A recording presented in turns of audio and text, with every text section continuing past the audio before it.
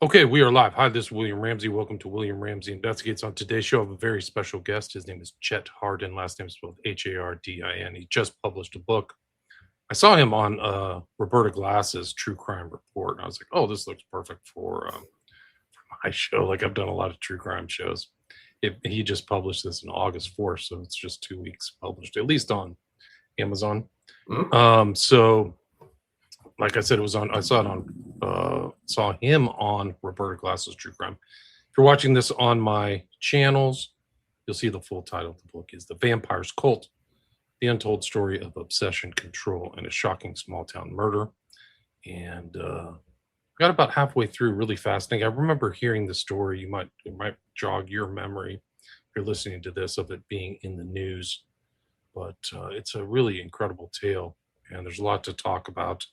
But this is not Chet's first book. He also co-authored with Tony Natalie a 2019 memoir titled "The Program: Inside the Mind of Keith Raniere and the Rise and Fall of NXIVM." I actually covered a lot of that stuff with Roberta Glass as well, and had a few guys who were in the orbit of Keith Raniere on my show. But it's been so long, I can't even believe it's been 7 years.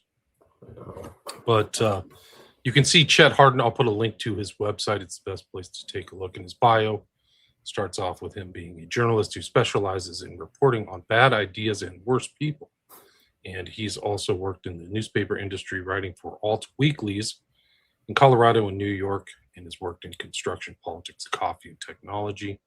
And he lives kind of in the center of the country, like where I'm from. I was born in Omaha, Nebraska. So I used to drive around a lot of those places. That's covered in this book, right in the center of the Midwest.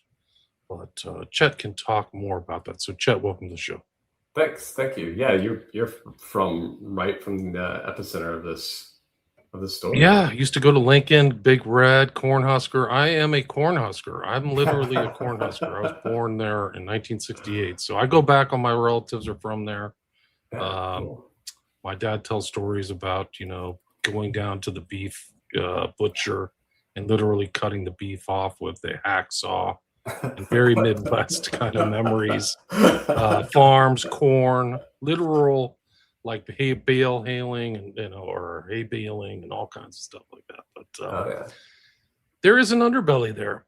There is the Franklin scandals from Omaha. There's like George Manson was in Boys Town in Omaha, and so there is a kind of unfortunately, I think it's just the human condition.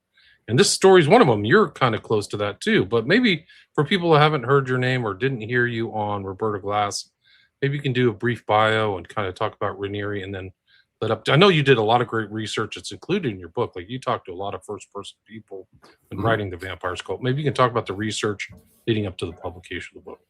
Yeah, sure. So my experience as a journalist goes back to 2005 when I started working on the copy desk of the Saratogian daily newspaper up in Saratoga Springs, New York. About a year after that, I got hired as the news editor of the Alt Weekly in Albany, New York. And this was 2006. And it was about this. It was like the second cover story I'd done for this Alt Weekly was NXIVM. And I got it from a cold call. This guy, Joe O'Hara, he was a lawyer, a fixer for NXIVM at one point. And he was out and he wanted to try to expose them. So he gave me a call and I went over there and I started working with him, and he introduced me to Tony Natalie, who is I've known Tony now since 2006. I talk to her all the time. We text all the time still to this day. So yeah, that's how I got introduced to NXIVM and Keith Raniere. That's how I met Keith. I played midnight volleyball with Keith. Oh wow! So you really knew him well. Yeah. He was threatening to sue the newspaper I worked for tens of millions of dollars because I was writing about their plans to bring the Dalai Lama to town, and he didn't like that. So instead of suing me, he said, well, come play volleyball with me and maybe I won't sue you, basically. And so I went and played volleyball with him, and it was a weird night. From midnight to I think I stayed till about 3 a.m. But Claire Bronfman, one of the Seagram heiresses, was there. It was strange. It was a peculiar night. And then I met his second in command, Nancy Saltzman. We met for coffee. I think she tried to hypnotize me. I don't know. Maybe she did, maybe she didn't. Maybe I made that up in my mind as I was talking to her. But they can try to induce that stuff. If she tried to talk to you really calmly and like try to get you to like stay calm or take deep breaths, she was probably trying to do something like that. Yeah, well, she's as far as I know, she's very good at NLP, neuro linguistic Yeah, programming. there you go. Yeah. So, but so I met her, I met Keith, and then I stayed a journalist for a while, moved to Colorado, and then in 2019 I worked on that book with Tony, and that gets us kind of caught up to the Vampires Cult. And like you, my wife is from Nebraska. She's from a little town out a little farther down the interstate. And her mother sent her an article about Aubrey Trail cutting his throat in trial during his trial. And my wife forwards me this article, and she's like, this sounds like your type of guy. And so I read the article. I was really fascinated by Aubrey instantly. And the story was really compelling. It has, tales of witches and ritual bloodlettings and midnight sacrifices and, all this sort of ridiculous stuff that you wouldn't expect to happen in a town like Wilbur, Nebraska, population 2,000, one Casey's, one Dollar General. But it happened there. So I went to, I couldn't go to Aubrey's trial because I was at Ranieri's trial, but I went to Bailey Boswell's trial, which happened the next year. And that's how I sort of got into the story. Yeah. And it's kind of like we were talking in the pre-show. It's kind of like a modern story where these people are communicating through social media and phones and Tinder. And he's kind of an interesting character on his own. He's really the center of the whole story, right? Is this guy, Aubrey Trail, who you mentioned in the pre-show is a lifelong criminal, right? Yes, yeah. Aubrey is he was born in Manchester, Tennessee. He was born to like a teen mother, and she couldn't handle him. She had he was the second child that she'd had, and she just couldn't handle it. So she kind of dropped her kids off with her in-laws and left him. And everyone in this story in Aubrey's life was very poor, like very, very poor. So but the in-laws did what they could to take care of him. And then his mom comes back after about 5 years and wants to reclaim him. So she takes him back. But by this point, the bridge has been burned for Aubrey. And he's been set on this path. I mean, he's just a little kid, but he's already set on this path of like, truancy and running away from the home and, stealing. And he just never recalibrates. He just stays this juvenile delinquent his entire life. When he's 17, he robs a motel with a pellet gun or a BB gun or something like that, a fake gun. It gets like $514 and 10 years in prison for it. So he does 10 years in a Tennessee state prison from age like 17 to 28, around there. Comes of age in prison. His stories about that are wild. I didn't put a lot of the stories that he told me in the book because a lot of the stories, I don't know if they're true or not, right? Like I put as much in there as I felt comfortable with. Aubrey, the thing about Aubrey is he's also a compulsive liar. If he tells you you're on fire, you want to check first before dousing yourself with water because you're just going to be wet. You're not putting out a fire, probably, right? He's just every word of his mouth. You just have to assume is a lie. So yeah, he becomes a con man and he travels the country after he gets out of prison in Tennessee, winds up in the Midwest, tries to stay out of the South because those 3 strikes are outlaws is what he told me. Stays in the Midwest and pulls petty crimes the rest of his life. It's petty crime after petty crime, stealing, passing a $500 bad check, stealing antiques, just running small cons. He's in and out of prisons and jails the rest of his adult life until he meets up with Bailey Boswell.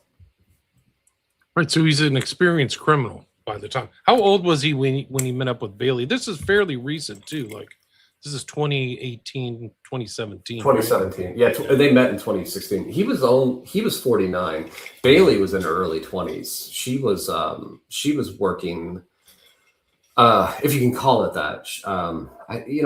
Who knows how exactly this all happened, but she wound up on Backpage in selling sexual favors, like massages, to men all over, like the I-29 corridor, Kansas City, St. Joe, all around in that area. And that's how she met Aubrey. He hired her off of Backpage.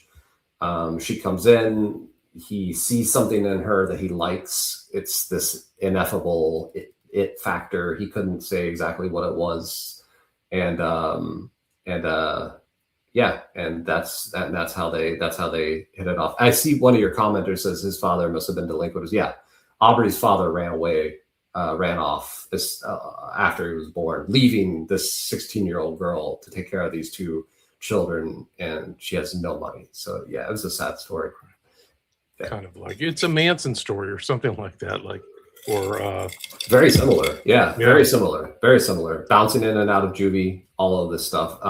Real check kiting, petty theft, not like no known super big, crimes, but he was a good. I mean, he had fake names too. So like, what does he call himself? Gambino or So Aubrey called himself Alan Gambino. That was the name he was using when he met Bailey in that motel room in St. Joe. He called himself Alan Gambino. And he told her that he was a button man for the Gotti family, right?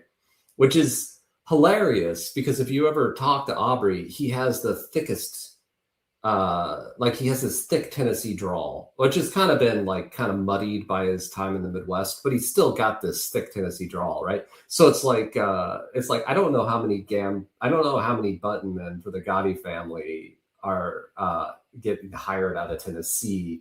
And I don't know many at Alan Gambino's with that accent, but he seemed to play it off like he was a skilled check kiter, and they're traveling around too, kind of like Bonnie and Clyde, hiding checks and stealing stuff from antiques.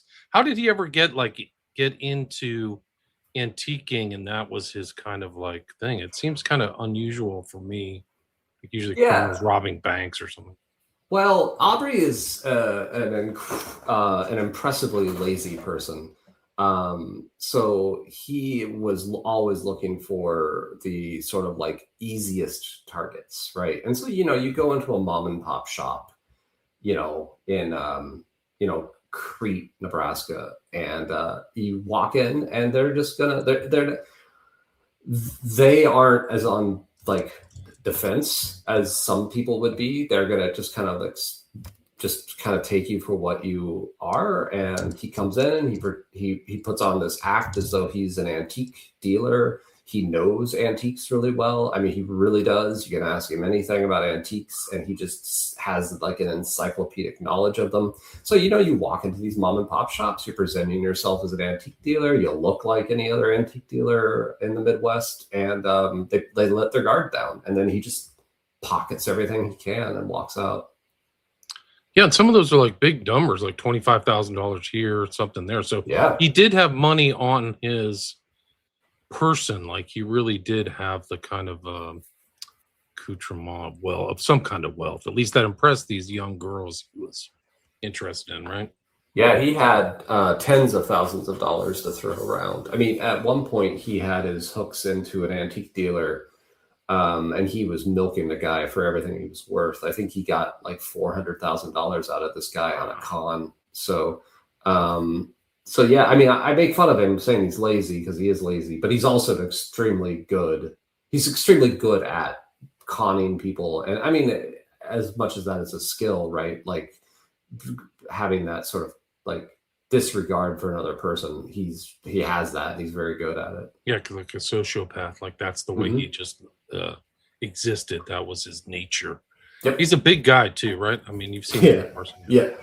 Yeah, he's he's over 6 foot, and he's he's always orbiting 300 pounds, right? So yeah, he's a big guy. He's an intimidating guy.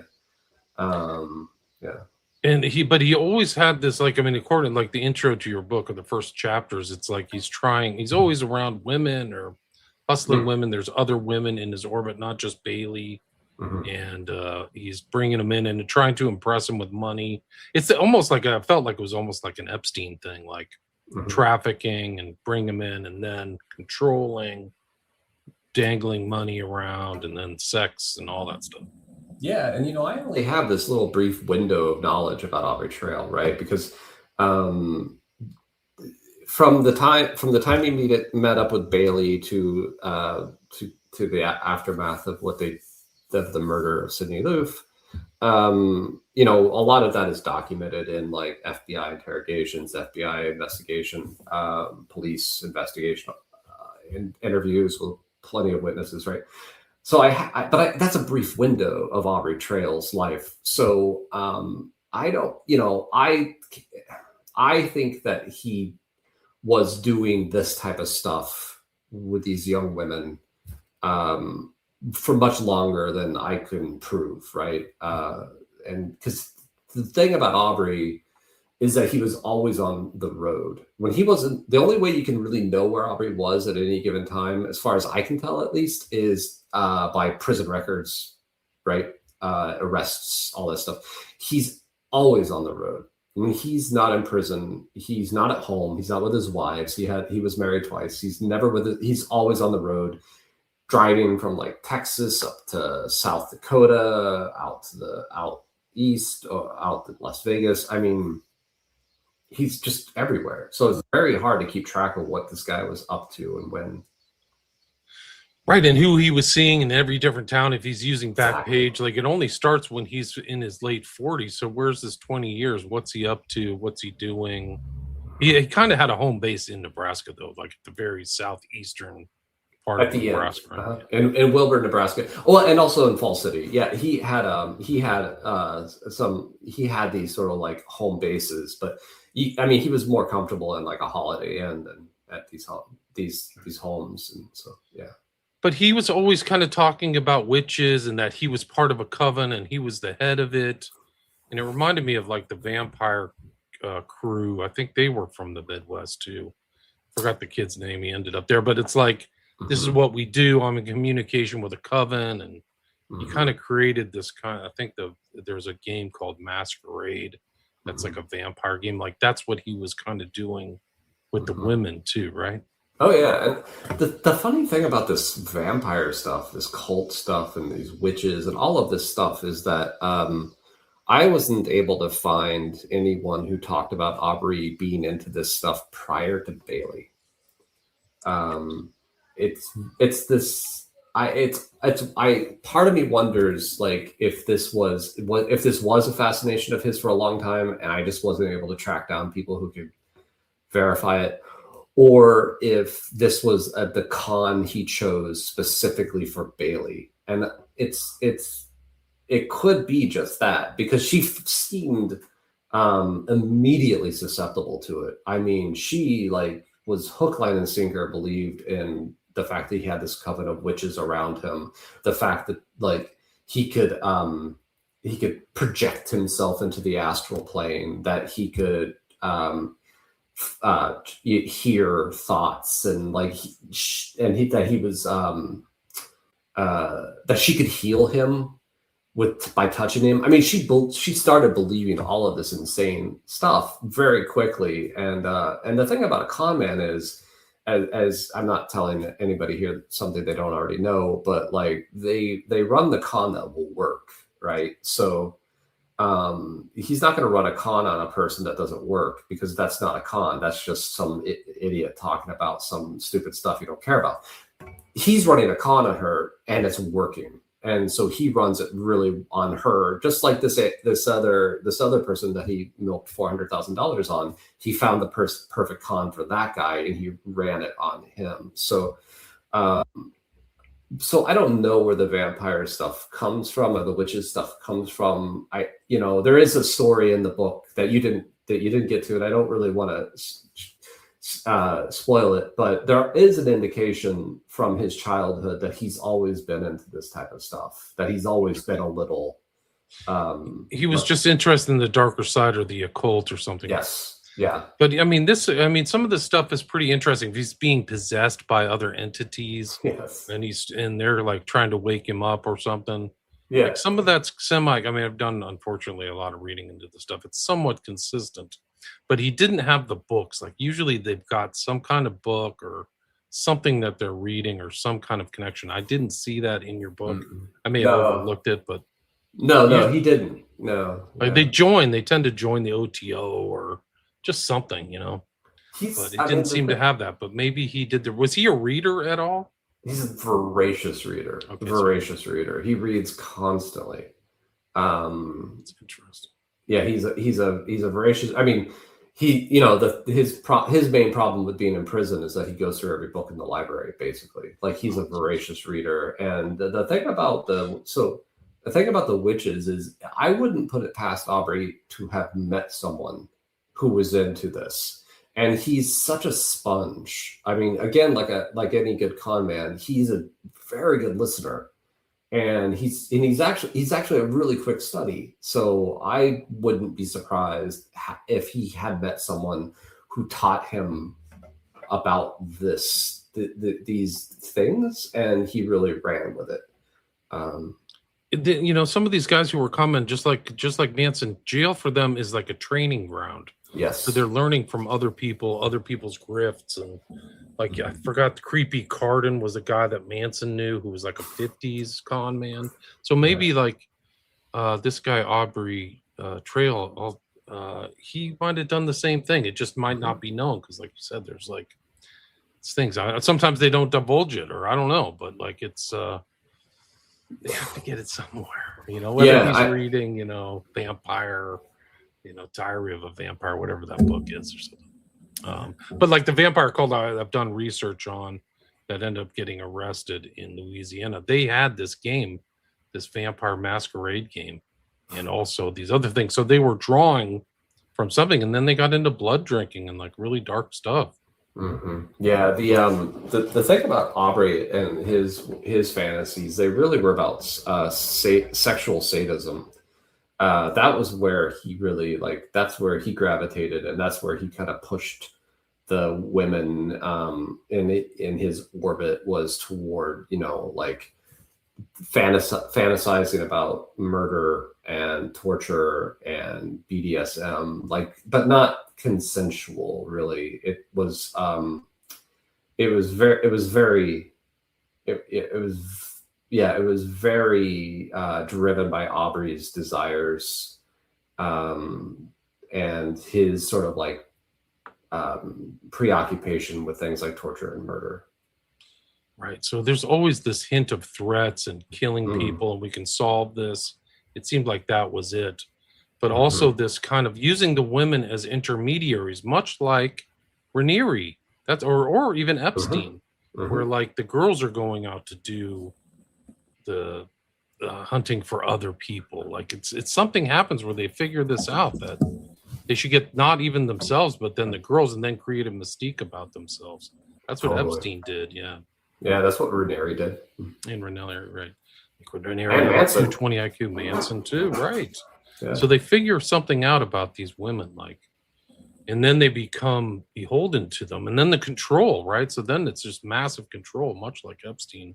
Like you talk about in the book, like you're naked all the time. You call me daddy or whatever. It's like, yep. Yeah, Bailey had to ask for permission to get a drink of water. Bailey has a daughter. She had to ask permission before she could call her daughter. She had to ask permission before she used the bathroom. These are classic cult techniques. Yeah. Ross. Yeah, absolutely. I mean, it's a cult. I'm more concerned. I was more interested in the tactics of cult behavior and less about the externality of it. I mean, they're not wearing sashes. They're not but it's not a large group of people. But internally, the tactics I saw were, very much that sort of cult and then cult member dynamic. Like in your book, there's like 4 women, I think, that came into his orbit that I saw. How many people do you think that he was just filtering through? Do you think he was just filtering through women, knowing they'd leave in 3 to 6 months or something? Yeah, I think him and Bailey. I think he and Bailey. They were definitely filtering through women. I mean, I know for a fact of a few who they tried to get in and didn't work. I write about one of them in the book. The Russian girl, is that the one? Well, the Russian girl, she Anastasia, she was pulled in for a little while, but she got out. But she actually helped another girl sort of stay away, and she sort of reached out and kind of like protected another young woman from getting involved. And there were a few others, and I didn't include a couple of them in the book because it was for reasons. But he also was into massages, very Epstein, like the massage thing. He needs his massage for 2 hours a day or whatever. His skin hurts. That's why his skin hurts. So he needs massages because his skin hurts. That was what his. Did he have any diseases that you know of? Every disease you can think of. So he was like a hypochondriac or something. Yeah. Every time I talk to him, he's got like 280 over 110 blood pressure, or he's got stomach cancer, or he's just always like something. And that was his line. That's part of the con too, right? Like, I'm going to be dead in 6 months, or telling people that, right? Yeah, he told Bailey that. He told Anastasia that. Yeah, he's going to leave them everything. Yeah. That's part of the con too. And of course, Bailey's motivated by money at this point, like in her life. So she's, she's blinded by money at this point in her life. So yeah, she's thinking. All young women like that are. That's very important for security, is to have money or an income or something like that. So I think he probably keyed into that, much like Epstein or Raniere too, actually, for that matter. The one of the strange things is like how this story kind of came out about the death of Sidney Luft. Like, there's real I mean, it was a real nation. It was really a nationwide story too when that broke. Is that right? Yeah. Well, I mean, it was so shocking, her disappearance, and then it was found out pretty quickly that she was catfished on Tinder, which sort of elevated the profile of the story, because she goes missing. Nobody knows. Nobody's heard from her after the second Tinder date she goes on, and very quickly they figure out that something's awry, and the police want to talk to Aubrey and Bailey, and then Aubrey and Bailey go on this like 2 week long on the run, 2 week long run from the police that ends in Branson, Missouri. But while they're on the run, they post a couple of Facebook videos where they proclaim their innocence. And it's actually how they get caught, was these Facebook videos. But so it was very dramatic. It was, it's very easy to sympathize with Sidney Luft. She was, such a lovely person, and had no, just completely like blindsided by this. She didn't see it coming at all. Not suspicious. That's the other thing, is I think she's a lesbian, right? So her and Bailey are doing that. So she doesn't even think that there's a masculine hand behind everything. She has no idea until she walks into the apartment that night that Aubrey Trail exists. Right. Yeah. I mean, this is a real cautionary tale, guys. Men and women, because it's happened to me. And I covered the story of Kevin Bacon in Michigan. I mean, so these are like modern tales off of the internet, or Tinder, Grindr, these things. It happens to gay dudes too, but this is just a terrible case. Like, she had her whole life ahead of her. Girl. Yeah, no, she was, she's very easy to relate to. I mean, she was just looking for companionship, and she was just kind of lonely, and she just reached out, and Aubrey was the one probably who was texting her through Tinder. They used Bailey's face, but I think Aubrey was the one who texted her. Oh, wow. Yeah, because he sounded the texts to me, and I can't confirm this, but the texts that the messages he was sending to her on Tinder sound to me like one of the witches that that he would get possessed by. So do you think that there's a potential for authenticity, that he was being presenced or possessed by entities? Do you think that that's valid, or was it all an act for him? Do you think? I mean, I don't know. I don't know with Aubrey. I really don't. Because I don't know how sane he is, right? I don't know. Like, he's one of those guys that comes across and reads as sane, but the longer you talk to him, the more you start to doubt, like, if he really has a grasp on reality. So I don't know. I don't know if he really was possessed, if he thought he was possessed. But he did tell me one time that, he was starting to, he was getting off on his own power over these young women, to the point where he said he was starting to believe his own bullshit. I don't know what that means, but yeah. But one of the interesting things is, like, this is another social media data point, is that they actually went on Facebook. I do vaguely remember that happening. I remember seeing that, like, oh yeah, we're not guilty or whatever, and then they got arrested. What led up to their arrest? Okay, yeah. So this YouTube video that they posted, which you can find on my website, or this Facebook video that they posted, you can find it on my website. They decided that they wanted to sort of proclaim their innocence to the police. They're on the run. They've been driving all over Nebraska. They were driving all over Iowa. They decided to go down to Missouri to hide out for the winter in the national forest.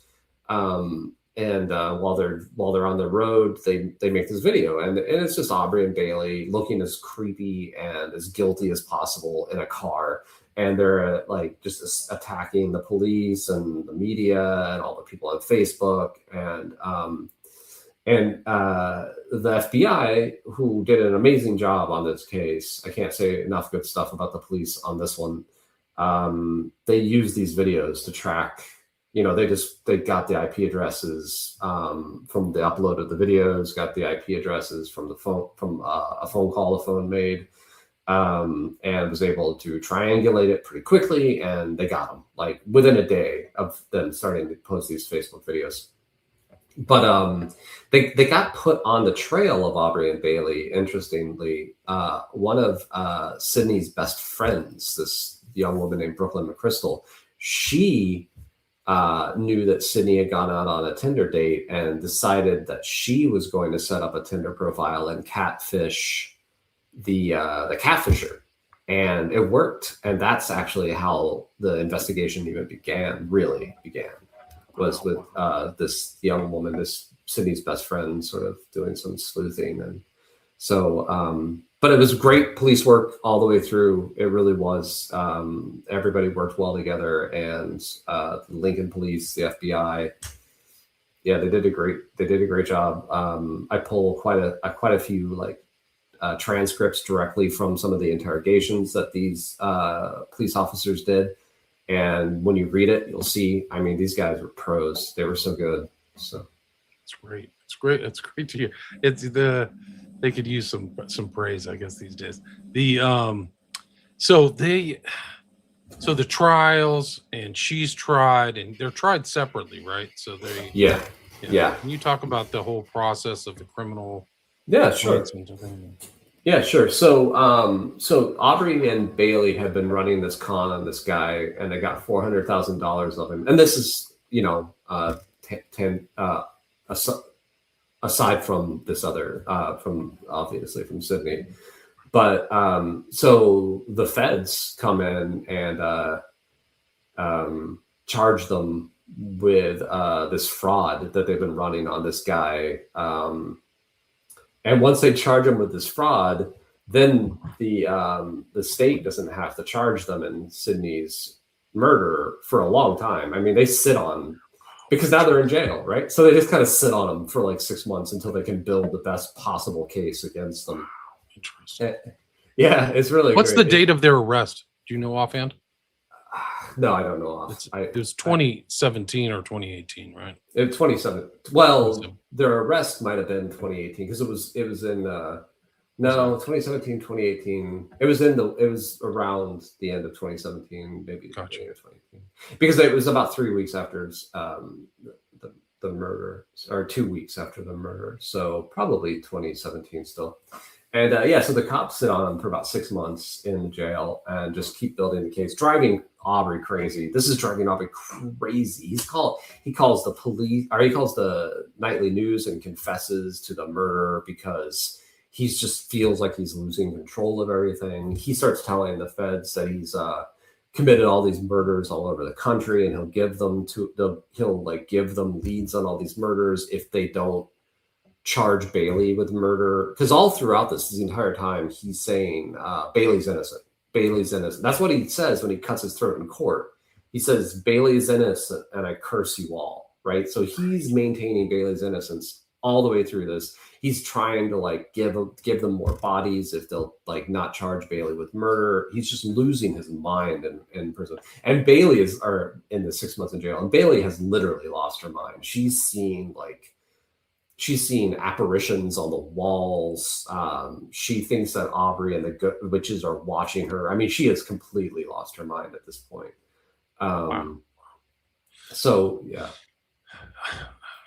Do you think that he was involved in other felonies, like other crimes against the body, like murders and stuff like that? Oh, yeah, I do. You do? So you think there's other bodies somewhere? I absolutely do. I don't have...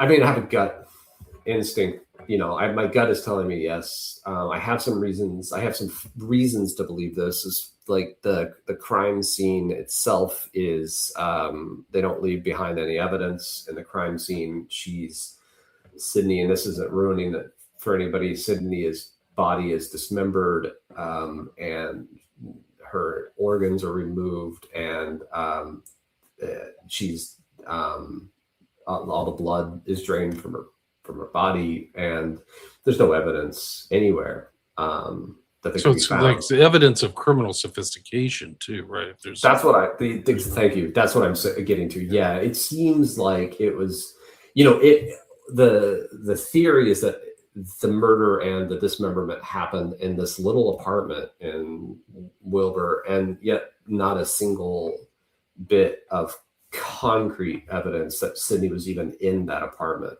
The reason they think that it might have, and the reason we can think that maybe the dismemberment happened in the apartment, other than the fact that Aubrey and Bailey tell us, is that like the apartment was the overwhelming smell of bleach in the apartment. Then when the police showed up, it was just the landlord could smell it, made her sick. But yeah. So just the aftermath of the crime says something about the sophistication level.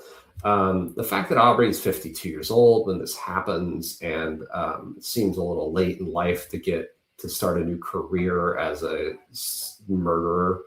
I think they tend to start younger. Yeah, in their 20s. Like, so that there's like missing. It's the same thing with Ewerman, the guy, the Lisk killer in Long Island. Like, he was arrested in his 50s or something, but he was probably doing it for 30 years. So who knows what Aubrey, was up to.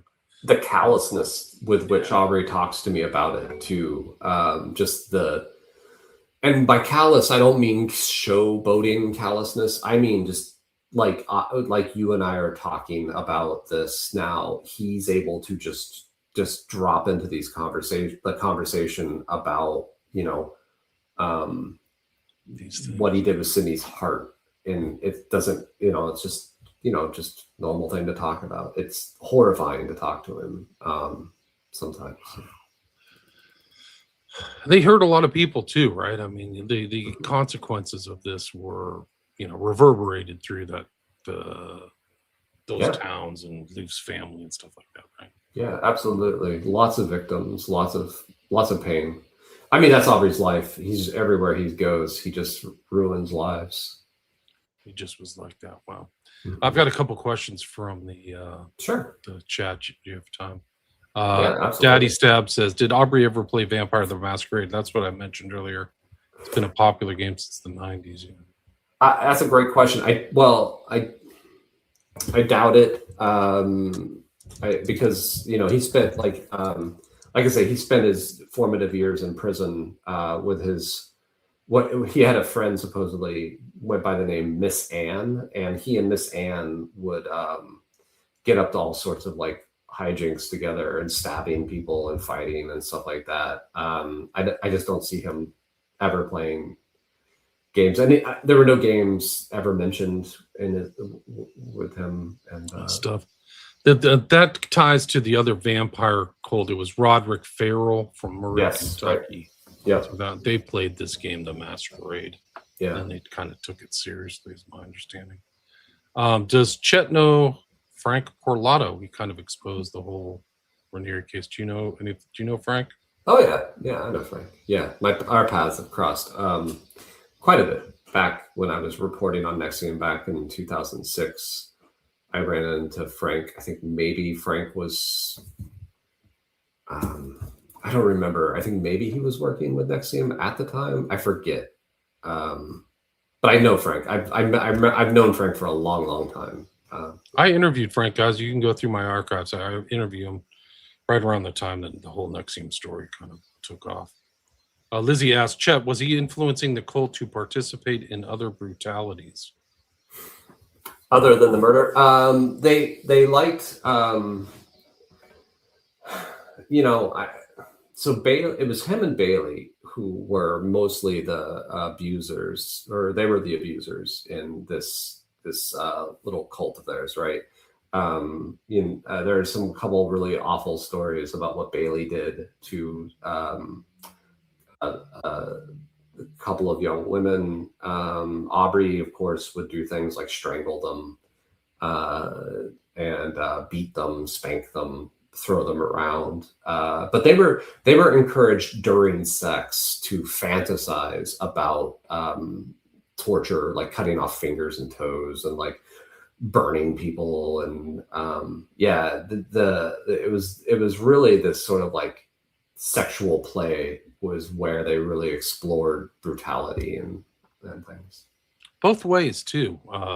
Aubrey was a masochist, in my opinion. So BDSM is probably the right term. Well, Saffron, would you say he's a sadist lacking empathy and only gets pleasure from inflicting pain? Would you agree with that? Yeah. I mean, I guess I would say so. Yeah, he definitely doesn't seem to have any empathy, and he did enjoy this.